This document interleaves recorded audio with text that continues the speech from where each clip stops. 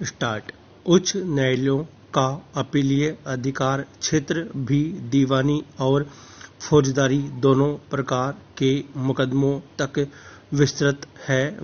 जिन दीवानी मुकदमों में कम से कम 5,000 रुपये की मालियत का प्रश्न अंतर्ग्रस्त हो, उनकी अपील उच्च न्यायालय में की जा सकती है।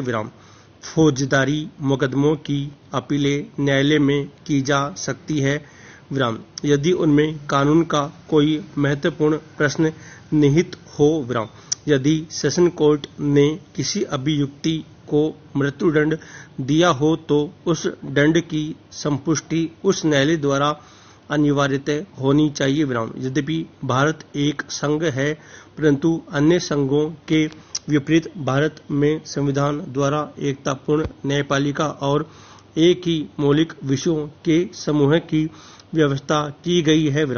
भारत की न्यायपालिका के शीर्ष पर सर्वोच्च न्यायालय स्थित है। उच्च न्यायालय सर्वोच्च न्यायालय के आदेशों, आज्ञाओं, निर्णयों इत्यादि द्वारा नियंत्रित होते हैं। संविधान के अनुच्छेद 227 के अनुसार उच्च न्यायालयों को अधीनस्थ न्यायालयों और न्यायाधिकरणों के अधीक्षण का अधिकार है। उदाहरण स्वरूप उच्च न्यायालय अधीनस्थ न्यायालयों के हिसाब का लेखा मांगता है, उनकी प्रक्रिया के सामान्य नियम निर्धारित करता है और प्रक्रिया एवं व्यवहार के रूपों की नियंत्रित करता है।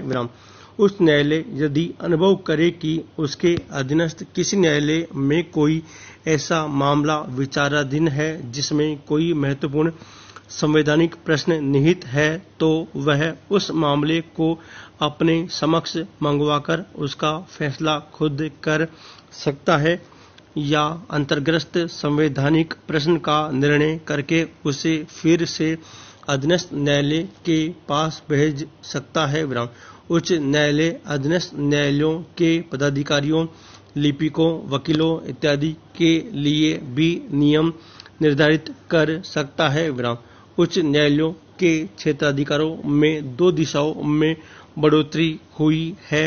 राजस्व या उसके संग्रह संबंधी मामले भी उच्च न्यायालयों में जा सकते हैं। पहले उच्च न्यायालयों को केवल बंदी प्रत्यक्षीकरण के लेख जारी करने का अधिकार था, परंतु अब उच्च न्यायालयों को बंदी प्रत्यक्षीकरण, परमादेश, प्रतिषेध अधिकार, परीक्षा, उत्प्रेक्षण इत्यादि लेख जारी करने का अधिकार दिया गया है।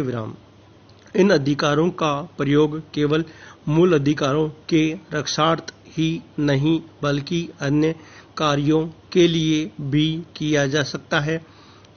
इन अधिकारों का महत्व यह है कि नागरिकों को शासन के अन्यायपूर्ण एवं अवैध कार्यों के विरुद्ध संवैधानिक उपचारों का अवसर प्राप्त होता है। संविधान के 44वें संशोधन अधिनियम द्वारा सर्वोच्च न्यायालय के साथ साथ उच्च न्यायालय के अधिकारों में परिवर्तन किए गए हैं। परिवर्तित अधिकार इस प्रकार है: उच्च न्यायालय को अपना फैसला देने के साथ उस मुकदमे की अपील सर्वोच्च न्यायालय में होने के लिए प्रमाण पत्र भी जारी कर देना होगा। उच्च न्यायालय यह प्रमाण पत्र किसी पक्ष की प्रार्थना पर या स्वयं उचित समझने पर जारी करेगा। अनुच्छेद 226 के अंतर्गत उच्च न्यायालय के रिट क्षेत्राधिकार की पुनः स्थापना कर दी गई है। किसी के आवेदन पर यदि उच्च न्यायालय 2 महीने तक कोई निर्णय नहीं लेता है तो उस पर जो भी आंतरिक निर्णय लिया जाएगा वह 2 महीने के बाद रद्द माना जाएगा। उच्चतम न्यायालय को अभिलेख न्यायालय इसलिए कहा जाता है क्योंकि इस न्यायालय के सारे निर्णय हर जगह साक्ष्य के रूप में स्वीकार किए जाते हैं और किसी भी निचले स्तर के न्यायालय में प्रस्तुत किए जाने पर उच्चतम न्यायालय के किसी भी निर्णय की प्राथमिकता के विषय में प्रश्न नहीं उठाया जा सकता। उच्च न्यायालय का प्रत्येक न्यायाधीश राष्ट्रपति द्वारा नियुक्त किया जाता है।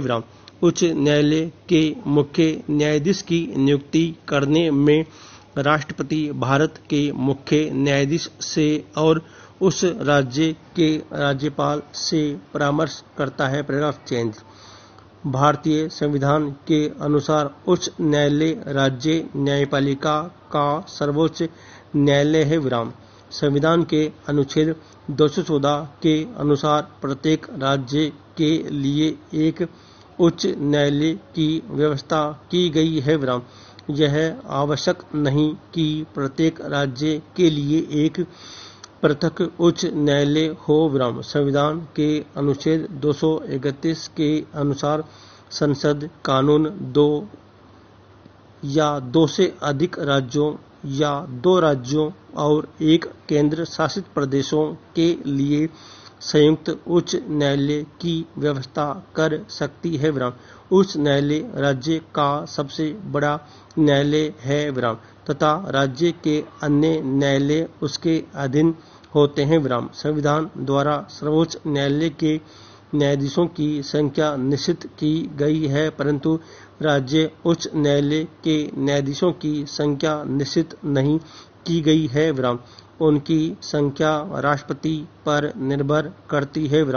सभी उच्च न्यायालय के न्यायाधीशों की संख्या समान होती है। संविधान के अनुच्छेद 216 के अनुसार प्रत्येक उच्च न्यायालय में एक मुख्य न्यायाधीश और ऐसे अन्य न्यायाधीश होते हैं जिनको राष्ट्रपति भिन्न भिन्न समय पर आवश्यकता के अनुसार नियुक्त करता है।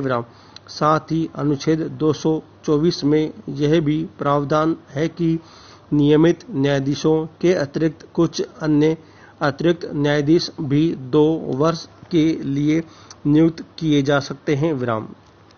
इसके अतिरिक्त उच्च न्यायालय का मुख्य न्यायाधीश राष्ट्रपति की स्वीकृति से उच्च न्यायालय के किसी सेवानिवृत्त न्यायाधीश को उच्च न्यायालय के न्यायाधीश के रूप में कार्य करने के लिए आग्रह कर सकता है। संविधान के अनुच्छेद 216 के अनुसार उच्च न्यायालय के मुख्य न्यायाधीश एवं अन्य न्यायाधीशों की नियुक्ति राष्ट्रपति द्वारा की जाती है।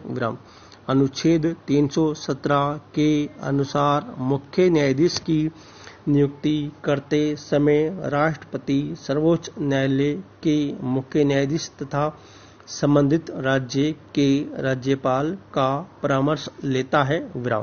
अन्य न्यायाधीशों की नियुक्ति करते समय सर्वोच्च न्यायालय के मुख्य न्यायाधीश तथा संबंधित राज्य के राज्यपाल के अतिरिक्त उच्च न्यायालय के मुख्य न्यायाधीश का परामर्श लेना राष्ट्रपति के लिए अनिवार्य है, परंतु संविधान में ऐसी कोई व्यवस्था नहीं है कि उच्च न्यायालय के न्यायाधीशों की नियुक्ति करते समय राष्ट्रपति के लिए सर्वोच्च न्यायालय के मुख्य न्यायाधीश तथा संबंधित उच्च न्यायालय के मुख्य न्यायाधीश के परामर्श को मानना अनिवार्य है या नहीं। 1993 के सर्वोच्च न्यायालय के एक महत्वपूर्ण निर्णय ने यह निश्चित कर दिया है कि भारत में मुख्य न्यायाधीश की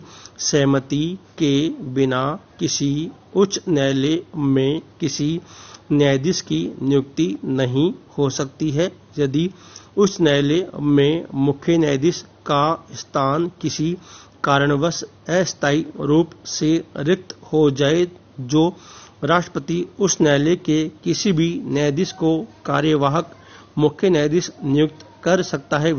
संविधान के अनुच्छेद 217-2 के अनुसार उस न्यायालय के न्यायाधीशों के लिए निम्नलिखित योग्यताएं निर्धारित की गई है। वह भारत का नागरिक हो, भारत में कम से कम 10 वर्ष तक किसी न्यायिक पद पर आसीन रहा हो, किसी पूर्ण विराम।